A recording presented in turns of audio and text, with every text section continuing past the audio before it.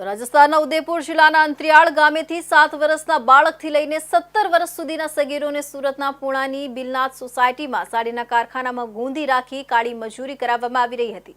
સવારના 5 વાગ્યાથી રાત્રે 10 વાગ્યા સુધી સતત 17 કલાક સુધી કામથી અને સેટના મારના ત્રાસથી બે બાળક હિંમત કરીને ભાગી પોલીસ સ્ટેશન પહોંચી ગયા હતા, જે બાદ પોલીસે તેમની પૂછપરછ કરી સમગ્ર વિગત મળ્યા બાદ 2 દિવસ સુધી બાળકોને સાથે રાખી પગપાળા કરીને કારખાનું શોધી અન્ય એક બાળક અને 2 સગીરને કારખાનેદારની ચુંગાલમાંથી મુક્ત કરાવ્યા હતા।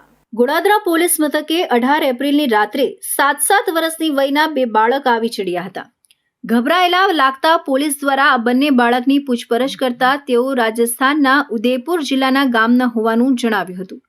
તેઓને ગામડેથી લાવી સુરતમાં સાડીની ગડી વાળવાના કારખાનામાં ગૂંધી રાખી સતત 17 કલાક કાળી મજૂરી કરાવવામાં આવતી હોવાનું પણ પોલીસ સમક્ષ ચોંકાવનારો ખુલાસો કર્યો હતો। બાદમાં ગોડાદરા પોલીસે બંને બાળકોને કતારગામમાં આવેલા ચાઇલ્ડ વેલફેર સેન્ટરમાં મોકલી આપ્યા હતા। બાદમાં મહિલા સેલના એસીપી મિની જોસેફ બાળકો પાસે પહોંચ્યા હતા અને વિગતવાર પૂછપરછ કરતા તેમણે વધુ ચોંકાવનારો ખુલાસો કર્યો હતો। પોતાની ઉપરાંત બીજા 3 લોકોને પણ આ કારખાનેદારે ગૂંધી રાખ્યા હોવાનું જણાવતા આ કારખાનું શોધવાનો પોલીસે નિર્ણય કર્યો હતો, જેથી પોલીસની અલગ અલગ ટીમો પણ બનાવવામાં આવી હતી। બાળકોને કારખાનું તો યાદ હતું, પરંતુ તેઓ રાત્રે ભાગ્યા હતા અને ઘણું ચાલ્યા હોવાથી ચોક્કસ વિસ્તાર વિશે અજાણ હોવાનું જણાવ્યું હતું।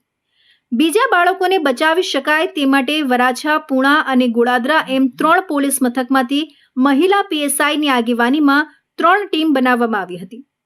આ ટીમ 2 દિવસ બાળકોને લઈ પગપાળા ફરતી રહી હતી।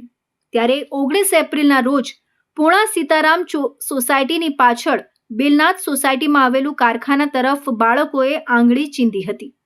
પોલીસને આ કારખાનામાંથી 7 વર્ષનું એક બાળક અને 17 વર્ષના 2 સગીર મળી આવ્યા હતા। બાળકોએ પોલીસને જણાવ્યું હતું કે અનેક મહિનાથી તેઓ આ કારખાનામાં કાળી મજૂરી કરી રહ્યા છે। મણસ્કે 5 વાગ્યે જ શેઠ તેમને ઉઠાડી દેતો, ન ઉઠે કે કામ કરવામાં આળસ કરે તો તે સંજોગોમાં માર મારવામાં આવતો। રાત્રે 10 વાગ્યા સુધી 17 કલાકની કાળી મજૂરીના બદલામાં માત્ર 200 રૂપિયા રોજનું મહેનતાણું અને બપોરે 1 કલાકની રિસેસ મળતી હતી।